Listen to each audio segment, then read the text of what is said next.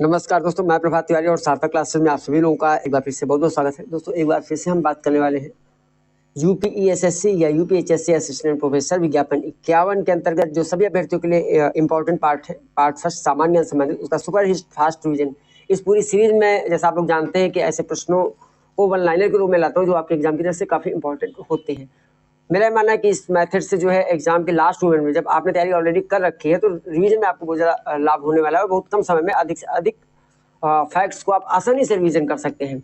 साथ ही साथ अगर आप टेस्ट सीरीज के माध्यम से भी प्रैक्टिस करना चाहते हैं तो उसके लिए आप हमारा सार्थक क्लासेस ऐप डाउनलोड करके स्टोर सेक्शन विजिट करके वहाँ से टेस्ट सीरीज का कोर्स ले सकते हैं। निश्चित तौर पर उससे आप बहुत ज़्यादा लाभान्वित होंगे। साथ ही साथ हमारा टेलीग्राम ग्रुप भी है जिसमें समय समय पर मैं बहुत महत्वपूर्ण प्रश्नों को यानी एमसीक्यूज को मैं अपलोड किया करता हूं जो कि फ्री ऑफ कॉस्ट है। तो उसको भी चाहें तो उसका लिंक आपको इस वीडियो के डिस्क्रिप्शन में मिल जाएगा, उसके माध्यम से आप जुड़ सकते हैं और लाभान्वित हो सकते हैं। तो चलिए स्टार्ट करते हैं आज के वीडियो। तो पहला फैक्ट जो है वो है संबंधित भारतीय राष्ट्रीय कांग्रेस से। भारतीय राष्ट्रीय कांग्रेस के वर्ष 1947 तक यानी जब तक भारत को स्वतंत्रता मिली थी तब तक कुल कितने अधिवेशन हुए थे? तो इन अधिवेशनों की संख्या थी कुल 9। इनमें से लखनऊ में 3 बार हुआ है अधिवेशन का। कब? 1899 में जब अध्यक्षता जिसकी रमेश चंद्र दत्त ने की थी। दूसरा लखनऊ में हुआ था इसका अधिवेशन 1916 में और इसकी अध्यक्षता की थी अंबिका चरण मजूमदार ने। जब तीसरा जो इसका अधिवेशन हुआ था वो 1936 में हुआ था और 1936 वाले अधिवेशन की अध्यक्षता की थी पंडित जवाहरलाल नेहरू ने। इलाहाबाद में भी 3 बार जो है कांग्रेस का अधिवेशन हुआ है। पहला 1888 ईस्वी में जिसकी अध्यक्षता जॉर्ज ह्यूल ने की थी। उसके बाद 1892 ईस्वी में इसकी अध्यक्षता डब्ल्यू.सी. बनर्जी ने की थी, जबकि 1910 में जो है उसकी अध्यक्षता सर विलियम वेडरवर्ड ने की थी।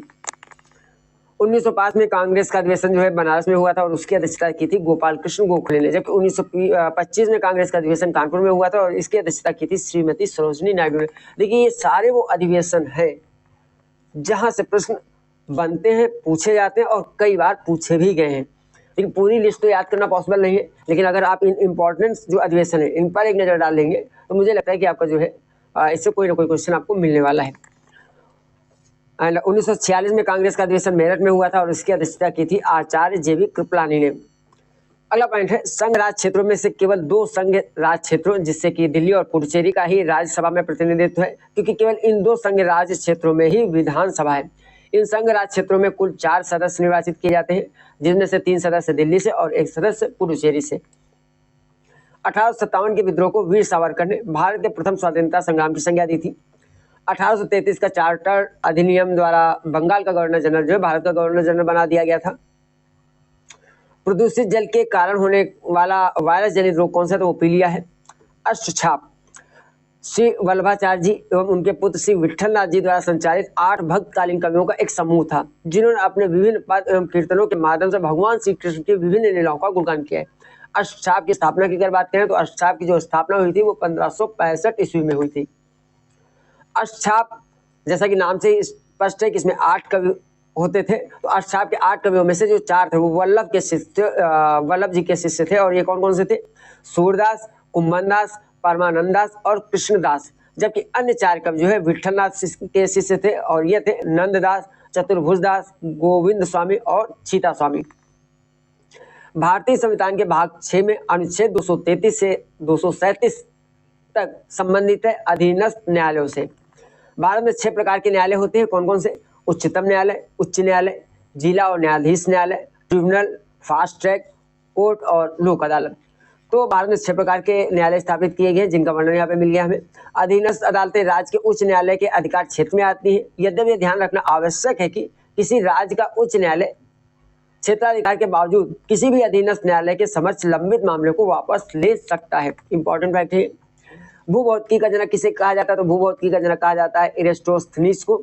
भारत की संविधान सभा का गठन 1946 में किया गया था। भारतीय राष्ट्रीय कांग्रेस का प्रथम अधिवेशन 28 दिसंबर 1885 में हुआ था, जिसमें प्रतिनिधियों की जो कुल संख्या थी वो कितनी थी? वो थी 72। ये काफी इंपॉर्टेंट फैक्ट्स है। ओजोन की सर्वाधिक सांद्रता कहाँ में मिलती है? तो स्ट्रेटोस्फीयर में मिलती है। भारत का प्रथम national centre for marine biodiversity कहाँ स्थित है? तो यह स्थित है जामनगर, गुजरात में। अर्थशास्त्र का जनक किसे कहा जाता है? तो एडम स्मिथ को कहा जाता है। मौलिक अधिकारों की रक्षा उच्च न्यायालय द्वारा की जाती है। जिससे कि कोई भी व्यक्ति या समूह अथवा राज्य द्वारा इसे नष्ट न किया जा सके एवं इसके उल्लंघन पर सजा दी जा सके। परंतु अधीनस्थ न्यायालय के पास किसी भी मौलिक अधिकार के उल्लंघन के संबंध में किसी भी मामले को सुनने या खत्म करने की शक्ति नहीं होती है। भारतीय संविधान में समवर्ती सूची का विचार जो है ऑस्ट्रेलिया के संविधान से लिया गया है। समवर्ती सूची या 7वीं अनुसूची भारत के संविधान की 7वीं अनुसूची में दी गई 52 वस्तुओं, हालांकि अंतिम विषय संख्या इसमें 47 है, कि एक सूची है। इसमें संघ और राज्य सरकार दोनों द्वारा विचार करने की शक्ति शामिल है। और अक्सर ये प्रश्न लिया जाता है कि समवर्ती सूची में जो है संबंधित विषय संबंधित कानून बनाने की शक्ति किसके पास है, तो वो यहाँ पे जो है संघ और राज्य सरकार दोनों के पास है। संविधान सभा की परामर्श समिति के अध्यक्ष कौन थे, तो संविधान सभा की परामर्श समिति के अध्यक्ष थे सरदार वल्लभ भाई पटेल। डॉक्टर राजेंद्र प्रसाद की अध्यक्षता में जुलाई 1946 को संविधान सभा का गठन किया गया था। सभा ने 2 वर्ष 11 महीने और 18 दिन में 166 बैठकें आयोजित करके संविधान निर्माण की प्रक्रिया को पूर्ण किया और 26 नवंबर 1949 को संविधान सभा द्वारा इसे पारित किया गया। 26 जनवरी 1950 को संविधान को लागू कर दिया गया था। तो ये संविधान संबंधित निर्माण संबंधित कुछ इंपॉर्टेंट फैक्ट्स। स्वतंत्र भारत के लिए एक नए संविधान का मसौदा तैयार करने के लिए भारतीय संविधान सभा की 22 समितियों, और जिनमें से कि जो 8 प्रमुख समितियां और 14 छोटी समितियां थी, का गठन किया गया था। भोर का तारा या शाम का तारा किसे कहा जाता है, तो शुक्र कहा जाता है। शुक्र ग्रह को भोर का भी तारा कहते हैं और शाम का भी तारा कहते हैं, क्योंकि ये बहुत सुबह भी दिखता है और बिल्कुल शाम को भी दिखता है, नजर आता है। बनारस अखबार उत्तर प्रदेश से प्रकाशित पत्रों में पहला हिंदी पत्र था। इसे राजा शिव प्रसाद सितारे हिंद ने प्रकाशित करवाया था। किसी पारितंत्र में जैविक पदार्थ के उत्पादन तथा उपभोग में विषमता की स्थिति को क्या कहा जाता है, तो इसे कहा जाता है पारितंत्र असंतुलन। भारतीय नृत्य पर सबसे पुरानी पुस्तक कौन सी है, तो भरतनाट्यम है, जिसके लेखक हैं भरत मुनि। भारत में प्रकाशित पहला समाचार पत्र कौन सा था, तो भारत में प्रकाशित पहला समाचार पत्र था द बंगाल गजट।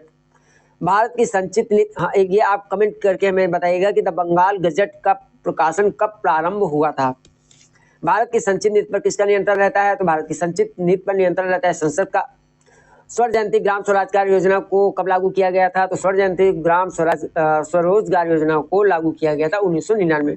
देखिए मैं आपको एक बार फिर से क्लियर कर दूं कि ये सुपर फास्ट रिवीजन है और इसमें जो भी इंपॉर्टेंट फैक्ट्स हैं उनको वन लाइनर के रूप में लिया गया है। अगर किसी फैक्ट्स के विषय में आपको ज़्यादा जानकारी चाहिए तो आप कमेंट हमें कर सकते हैं इस वीडियो में जाके, और उससे संबंधित मैं डिटेल में वीडियो उपलब्ध करा दूंगा, और चाहे तो आप गूगल भी कर सकते हैं।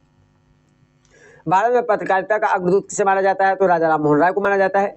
वैज्ञानिक समाज की स्थापना 1864 में तथा अलीगढ़ मुस्लिम एंग्लो ओरिएंट कॉलेज की स्थापना 1875 में सर सैयद अहमद ने की थी।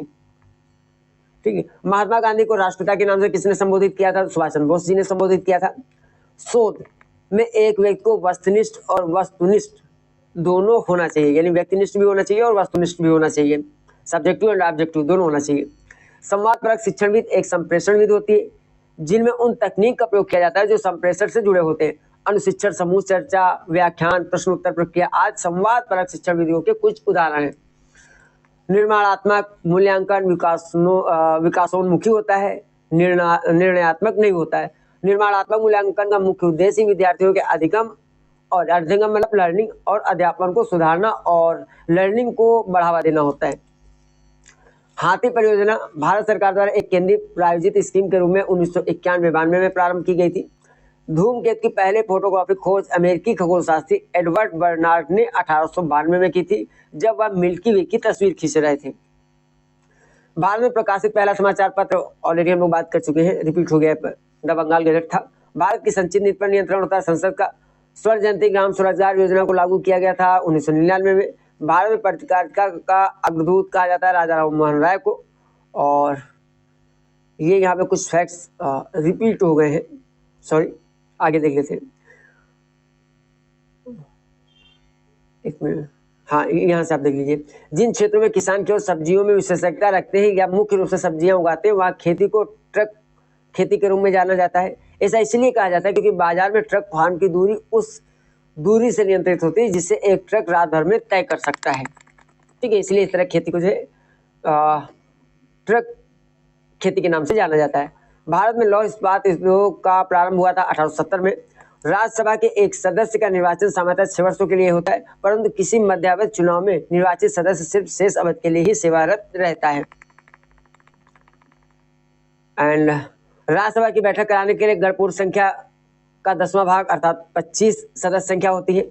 ब्रिटिश शासन द्वारा शिक्षा के क्षेत्र में किए गए सुधारों संबंधित विभिन्न आयोगों का सही क्रम अगर पूछा जाए क्या होगा, तो ये होगा सबसे पहले वुड का घोषणा पत्र 1854, हंटर आयोग 1882, सैंडलर आयोग 1917 और सार्जेंट आयोग 1944। तो ये काफी इंपॉर्टेंट क्रम है, इसको आप देख लीजिएगा।